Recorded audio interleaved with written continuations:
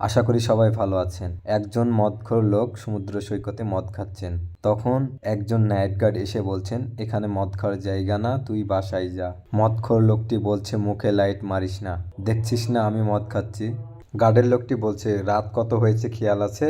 এই লাশটি কে প্রথমে দেখেছে? অভিজিৎ এই কথা জিজ্ঞাসা করছিল। তখন গার্ডটি এসে বলল যে আমি যখন এই লোকটিকে মদ খাওয়ার জন্য মানা করছিলাম, বাসায় চলে যেতে বলছিলাম, ঠিক তখনই আর কি এই লাশটি আমরা দুইজন মিলে দেখি, তারপরে আমি আপনাকে কল দিয়েছিলাম, এটা বলল।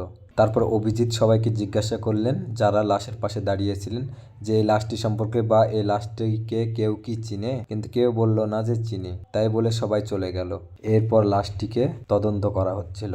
একটি সময় দেখা যায় লাশটির হাতের সাথে একটি জাল বেঁধে আছে এবং জালটি পর্যায়ক্রমে সেটা টানতে গিয়ে দেখে যে একটার পর একটা লাশ বের হয়ে আসছে। যত জাল টানছে তত লাশ বের হয়ে আসছে। দেখতে দেখতে টোটালে 5টি লাশ বের হয়েছে। সিআইডি টিম হতবাক।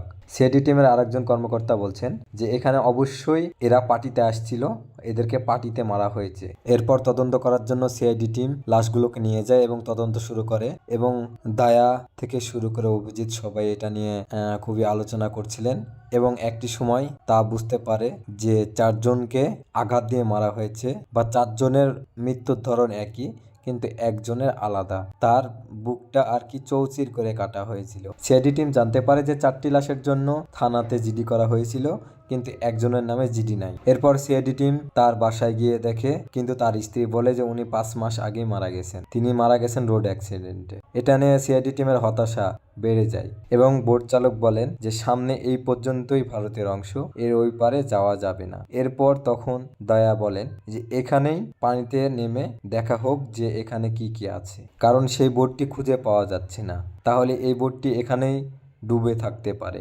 এরপর সিআইডি টিমের তদন্ত টিম পানির নিচে নেমে যায় এবং পানির নিচে থেকে নৌকার বোটটি উদ্ধার করে এবং নৌকার বোটটি সিআইডি অফিসে নিয়ে আসা হয় এবং সেখানে তদন্ত শুরু করা হলে দেখে যে বোটটির ফ্যানের সাথে একজনের চামড়া লেগে আছে।